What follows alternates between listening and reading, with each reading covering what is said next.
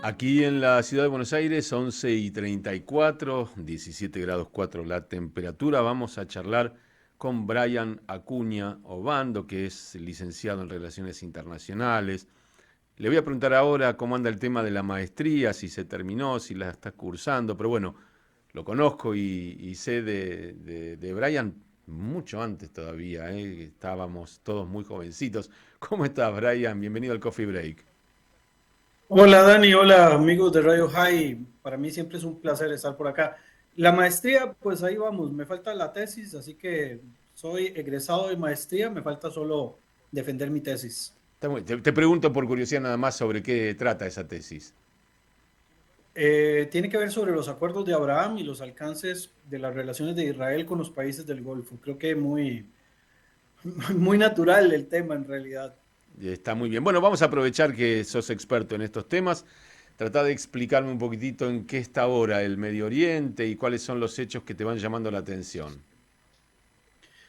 Sí, bueno, esta semana un tema que me llamó mucho la atención, bueno, en realidad viene de la semana pasada, fue la decisión de la Corte Penal Internacional con respecto a las órdenes de arresto y con respecto, digamos, a las órdenes que se habían dado contra Benjamín Netanyahu y Yoav Galán, ¿verdad? La Corte Penal habría revocado hasta cierto punto, habría mandado a cancelar momentáneamente las decisiones de arrestar a Netanyahu y a Gallant debido a una serie de elementos, digamos, de carácter jurídico. En primer lugar, lo que se llega a plantear es la jurisdicción real que existe para poder hacer estas órdenes. En primer lugar, porque, bueno, Israel no es parte de la Corte Penal Internacional, ¿verdad? No está ajustado al Estatuto de Roma, a pesar de que, por ejemplo, los palestinos en teoría son parte del estatuto, son reconocidos dentro de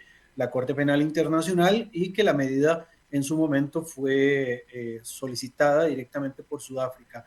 En ese sentido, bueno, la Corte había anunciado a finales del año pasado las órdenes de arresto contra Netanyahu y contra Galant, y a partir de ahí, pues empezó a hacer una serie de planteamientos, ¿verdad? Bueno, en su momento, el canciller de Israel, Gideon Saar, había dicho de que las órdenes eran nulas porque la Corte no tenía jurisdicción con respecto a Israel y además porque la forma en la cual se hicieron las solicitudes dejaban por fuera algunos elementos, ¿verdad? Bueno, obviamente la nota no lo dice, pero es importante señalarlo. Por ejemplo, el principio de complementariedad, que es un principio jurídico internacional muy importante, que dice que mientras un sistema jurídico de un país sea lo suficientemente fuerte y consolidado y convalidado, además a nivel internacional, no hay razón, digamos, para no permitir que sea el propio sistema el que pueda, digamos, juzgar eventualmente a un acusado con temas, digamos, de genocidio, de crímenes de lesa humanidad. Y por el otro lado, también uno de los grandes problemas existentes con respecto a esto tiene que ver con precedentes que hay, ¿verdad? Mucho de lo que trata la Corte se hace a través de lo que se ha hecho a lo largo del tiempo, es decir, a diferencia de otros sistemas judiciales, donde cada aspecto es juzgado de manera completamente nueva. Por ejemplo, aplica mucho en el caso de Costa Rica, donde por ejemplo, precedentes jurídicos no son aplicados, sino que cada caso es completamente nuevo. En el de la Corte Penal Internacional se toma mucho lo que dice la costumbre, ¿verdad? Y dentro de la costumbre, pues están también los elementos tradicionales. Y hay tres casos que se mencionan a nivel, digamos, de análisis. En primer lugar, es el tema de Omar Bashir, ¿verdad? Por el genocidio en Darfur. En esto, Sudán, que no es miembro de la Corte, ¿verdad? Es enviado al Consejo de Seguridad. La única forma, digamos, para poder ejecutarlo es que ya la orden directamente el Consejo de Seguridad pues diga que tiene un alcance universal. Y a pesar de esto, como la Corte pues no tiene una policía de la Corte, evidentemente es imposible poder llevar, digamos, a Omar Bashir ante las autoridades internacionales. El otro caso tenía que ver con el de la Corte Penal Internacional investigando crímenes de lesa humanidad por parte de Estados Unidos y del Talibán, en el caso de Afganistán, después de la invasión, y después, digamos, de un proceso se logra archivar el caso contra los Estados Unidos, pero se mantiene vigente el caso contra el Talibán. Acá hay dos elementos importantes. El primero, pues evidentemente los alcances que tiene la Corte, pese a que Estados Unidos no es parte de la misma. Y segundo, el tema de que hay presión política, ¿verdad? Lo que nos demuestra de que la Corte Penal Internacional, como otros organismos internacionales, se han politizado, bueno, desde siempre, pero en la actualidad, pues esta politización se ve todavía mucho más marcada en lo relacionado con Israel y el Medio Oriente, que es donde más lo vemos insistente. No Brian, lo vemos, por ejemplo. decías algo que me parece importante y que es una de las razones por las cuales no aplicaría esta orden de captura, y es que para que la Corte Penal Internacional intervenga, el país en el que está el acusado no debería tener un sistema legal judicial confiable que pueda juzgarlo, y evidentemente eso no aplica para Israel, donde Netanyahu tiene justo ahora en proceso acusaciones siendo aún el primer ministro. O sea, queda claro que el sistema judicial israelí está en condiciones de juzgar incluso a un primer ministro en funciones.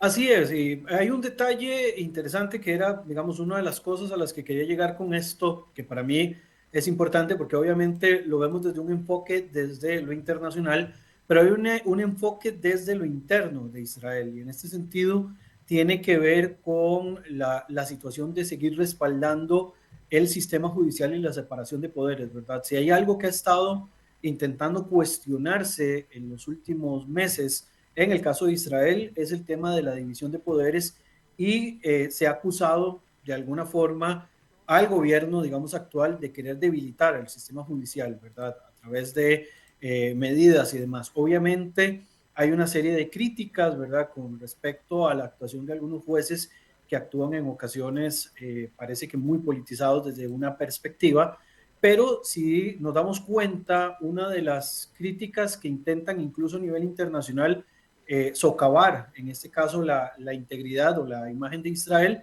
es de que el sistema judicial está, digamos, no tiene las garantías, ¿verdad?, para poder juzgar un crimen como lo que se estaría acusando en este caso a Gallant y a Netanyahu. Otro aspecto importante es, bueno, esto obviamente para consumo interno lo entendemos muy bien, pero a nivel, digamos, general es un poco complicado de explicar porque se quiere juzgar al Estado como un todo cuando las medidas del derecho internacional aplican sobre individuos en este caso. Obviamente hay casos en los cuales, por ejemplo, la Corte Internacional de Justicia puede sancionar a los estados a través de sanciones, boicots y este tipo de cosas, ¿verdad? Que se pueden hacer como ocurre, por ejemplo, contra Rusia y contra otros países donde hay acusaciones graves, pero lo cierto es que crímenes como el Ahí se me congeló ahí el querido Brian. Vamos a ver si lo recuperamos porque me quedó congeladito. Está hablando sobre digamos, la sala de apelaciones de la Corte Penal Internacional dictaminó que un tribunal inferior debe escuchar la impugnación de jurisdicción por parte de Israel. Le iba a preguntar justamente ahora, vamos a ver si lo recuperamos. Esto no significa una cancelación de las órdenes de arresto, sino que hay que devolverle a una cámara baja el recurso de Israel contra la jurisdicción de la Corte, que si bien constituye una victoria procesal para el Estado de Israel, el fallo de los 5 jueces confirma entonces que tiene derecho a apelar la cuestión de jurisdicción, pero no abordó el fondo del caso. O sea, sí, ahí te tenemos de nuevo, que te habías congelado un poco, Brian. Te iba justamente a preguntar cuando se cortó la comunicación. No es una cancelación de las órdenes de arresto, en realidad es la decisión de escuchar a una corte inferior acerca de la jurisdicción, pero las órdenes de arresto siguen vigentes. Sí, o sea, por el momento están vigentes, pero en algún momento lo que se pueden hacer es pausar, ¿verdad? O sea, la idea por el momento sería lograr pausar lo que se podría catalogar como una especie de micro victoria por parte de Israel en cuanto a esta medida, y la idea sería que eventualmente se pueda desechar del todo, ¿verdad?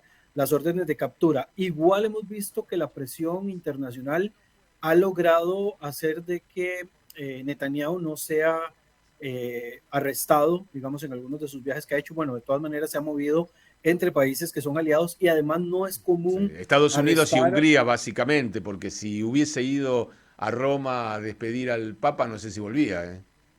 Lo que pasa es que no es común arrestar a un primer ministro o a alguien que está en funciones.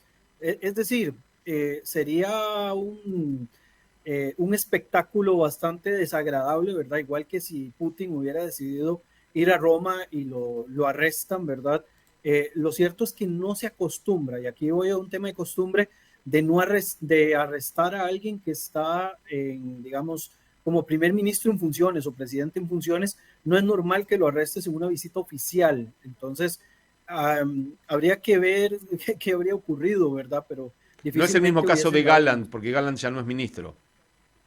Sí, Galland es el que sí está, digamos, bastante limitado. En el momento en el que él salga del país, corre el riesgo que en cualquier momento lo puedan arrestar, ¿verdad? Mientras esté en vigente. Sin embargo, hay que entender de que no es necesaria la orden de captura internacional por parte de la Corte, ni es necesario tampoco de que haya formalmente una acusación. Si dentro de la jurisdicción de un país catalogan de que las acciones que está cometiendo algún individuo van conforme a su legislación dentro de los crímenes de genocidio o crímenes de lesa humanidad, posiblemente puedan arrestar al individuo y llevarlo frente a los tribunales. Es decir, por ejemplo, si se descarta del todo las medidas internacionales, pero Sudáfrica las preserva y resulta de que Galán se le ocurre ir no sé, a visitar Pretoria o algo por el estilo y lo arrestan, perfectamente el sistema jurídico sudafricano podría aplicar, digamos, las medidas de acusación de crímenes de lesa humanidad o crimen de genocidio, porque estos son considerados crímenes universales y debido a esto se pueden mantener vigentes a lo largo del tiempo, aunque ya no haya una orden de la Corte Penal Internacional. Ahora, Brian, aquí aparece uno de los temas importantes. ¿Por qué la figura de genocidio? Si la figura de genocidio aplica a esta acusación. En realidad no aplica, ¿verdad? Porque el genocidio, digamos, en resumidas cuentas, lo que dice es la intención, que esa es la palabra clave dentro de todo el marco, la intención de destruir parcial o totalmente una población. Lo que se ha tratado, digamos, de resolver es si realmente están buscando la destrucción, ¿verdad? Hasta el momento nadie ha podido confirmarlo porque no lo van a poder confirmar, de que haya, digamos, una intención de destruir totalmente o parcialmente a una población, porque es muy complicado, digamos, el tema de la intención es un parámetro bastante complicado de poder resolver. No existe un intencionómetro, ¿verdad? Para Ahora, poder yo no soy un determinar. experto ni lo quiero ser.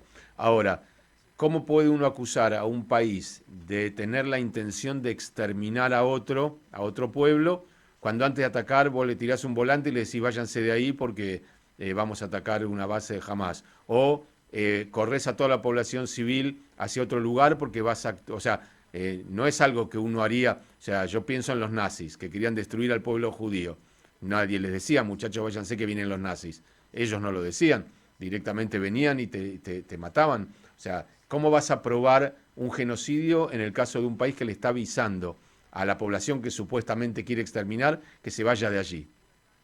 Bueno, el otro parámetro que se utilizaría en este caso es el de la proporción, ¿verdad? Si la proporción entre el ataque y el daño colateral que se efectúa es mayor el daño colateral, es decir, que no se mide la cantidad de civiles que puedan morir en el caso de querer dar de baja a una amenaza, que sería un militante o un líder de Hamas, ¿verdad? Ese es el otro parámetro que es un poco complejo de poder determinar y creo que más que poder tratar de llevar frente a las autoridades internacionales a Israel por crimen de genocidio, no se podría descartar del todo que eventualmente se quieran llevar por crímenes de guerra o crímenes de lesa humanidad, que al final sí son crímenes tan graves como el de genocidio y quizás un poco más tipificados. Es que en el caso de genocidio quedó muy ambigua la forma en la cual se puede determinar y es por eso de que han querido, digamos, agotar la vía de genocidio desde, digamos, la imagen pública de Israel acusándolo de genocidio, pero no desde el punto de vista legal. Es decir, legalmente va a ser muy difícil poder confirmar de que Israel, o que digamos los líderes de Israel en este caso que están en medio de la guerra están cometiendo un genocidio, pero nada, digamos, descarta que eventualmente lo que se quiera es hacer una acusación por crímenes de lesa humanidad y por también crímenes de guerra, ¿verdad? Que sería el segundo paso que tendríamos que esperar no en un largo plazo de que ocurra, sino que pueda, digamos, en cualquier momento también empezar a pelotearse la posibilidad de que se empiece a hacer este tipo de acusación. De nuevo, son acusaciones contra individuos, no son acusaciones contra el Estado, porque el Estado, digamos, en este caso, lo único que puede resolver es el tema de la complementariedad para lograr juzgar internamente a través de un, digamos, un juicio interno, que yo esperaría, digamos, en algún momento que el propio Israel, haciendo sus propias investigaciones, determine, ¿verdad?, que lo que se está realizando, como se hizo, por ejemplo, con el caso ahora de los miembros de la Media Luna Roja Palestina, de que se determinó de que sí hubo, digamos, una falta en cuanto a la forma de recopilar información y que se terminó, digamos, cometiendo un error, cosa que no vamos a ver del otro lado, porque del otro lado no existe esta reflexión y porque acá tenemos dos parámetros diferentes de evaluación. Tenemos una evaluación completamente, eh, digamos, bajo el paraguas del sistema internacional sobre el cual Israel trata de mantenerse siempre dentro de este parámetro, y tenemos los parámetros de grupos irregulares que, si actúan irregular e ilegalmente de una manera, lo van a seguir haciendo en todos los parámetros, entonces difícilmente podemos lograr el mismo tipo de respuesta. Ahora, siguiendo esa lógica, aplicaría la misma acusación a Qatar, a Egipto, a Turquía, a Irán, a Irak, al Yemen, o por lo menos a sus líderes, y yo no veo que eso esté sucediendo. De hecho, por sostener económicamente la propagación de material bélico para exterminar sí a un pueblo, porque la verdad que jamás sí se propuso exterminar al pueblo judío, no le dio el piné, no le dio el número, pero sí como propuesta lo tiene en su constitución, en su carta de constitución. Entonces digo, hay proporcionalidad, ya que mencionabas la palabra, entre la acusación que reciben líderes de Israel y cómo se trata a los líderes de otros países. Yo ya te diría, la Unión Europea sosteniendo el terrorismo, porque no han controlado el dinero que les dan, la UNRWA, las Naciones Unidas, digo, no parece ser proporcional en este caso. No, no existe proporcionalidad y no existe el mismo ejercicio de crítica tampoco. Lo hemos visto en dos casos muy sonados de los que mencionas, que es el caso de Siria y el caso de Yemen, ¿verdad? Ahí entre los dos casi llegamos a 1 millón de personas muertas a lo largo de, que estamos hablando ya de 14 años de conflicto y que se mantienen vigentes hasta el día de hoy. De En hecho, incluso Sudán es en el limpieza caso de étnica. Sudán también. Y en el caso solo de Yemen, ¿verdad? Se habla de por lo menos 20 millones de personas en condiciones de hambre atroz, ¿verdad? Donde incluso se podría criticar y juzgar las acciones de la coalición, digamos, árabe y sus apoyadores, ¿verdad? O los que lo sustentan por estas acciones. Pero acá lo que nos vuelve a demostrar es que desgraciadamente los parámetros de la ley internacional solamente sirven para juzgar aquello que me genera simpatías desde un punto de vista publicitario. Es lo que llamaríamos algo así como una crítica de Vox Populi, ¿verdad? Un juicio Vox Populi. Aquí es como un juicio público donde, indiferente de lo que pueda ocurrir, ya hay, digamos, una condena previa sin siquiera haber un juicio de por medio, ¿verdad? En el caso de Israel, el escarnio público siempre ha estado presente y es lo que vemos hasta este momento que está ocurriendo, y con este tema de la Corte lo vemos muy claro porque no hay otros casos similares que estén yendo, digamos, con tanto ruido ante la Corte Internacional, ¿verdad? Esto se ha transformado en un escarnio público, ¿verdad? En un juicio donde ya, digamos, fue enjuiciado y condenado sin siquiera presentar ningún tipo de prueba. La última pregunta, porque mencionaste a Sudáfrica, que es quien impulsa este juicio o esta acusación.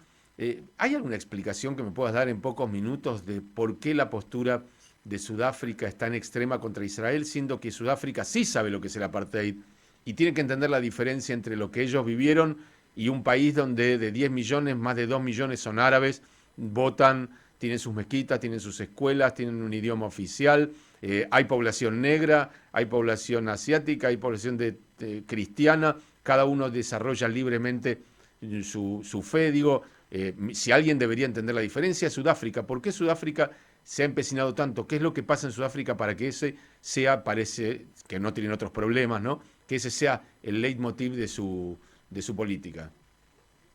Parece que lo de Sudáfrica es histórico, ¿verdad? Recordemos que Israel mantuvo en algún momento relaciones diplomáticas con la Sudáfrica del apartheid, entonces parece como que quieren cobrarse algo históricamente, ¿verdad? Obviamente no se ajustan a la realpolitik, sino simplemente a un sentimiento como de venganza, ¿verdad? De alguna forma.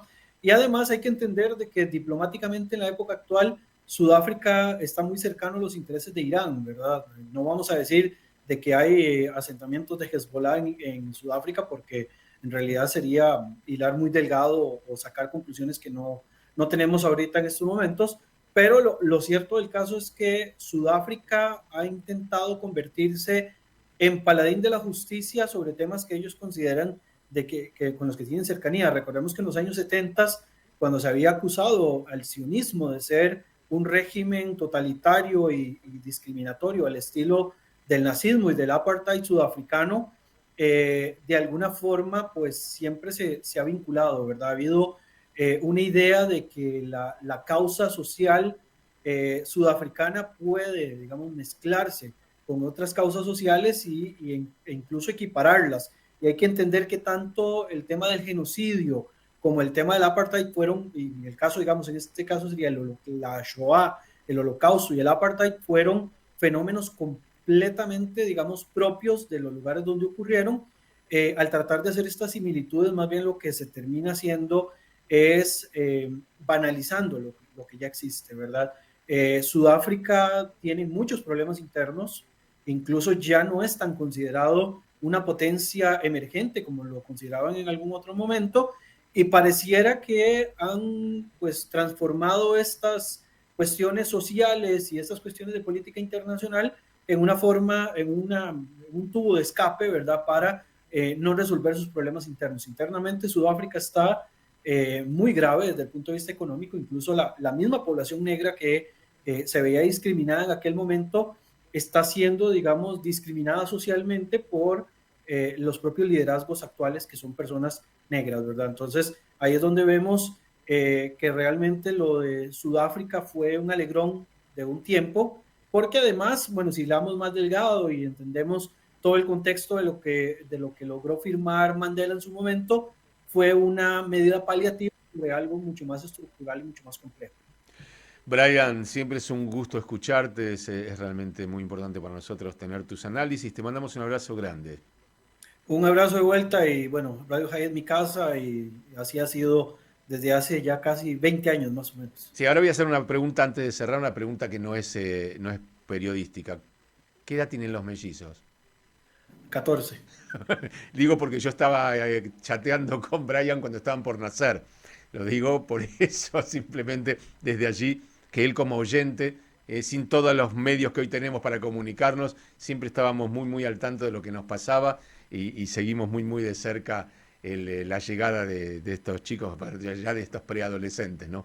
Ya decirle chicos ya es demasiado. Pero bueno, un abrazo grande para la familia también. Un abrazo de vuelta y definitivamente este sigue siendo el mejor programa del mundo, ahí con respecto a todos los demás programas de Radio High, pero para mí el Coffee Break es el mejor programa del mundo. Chao.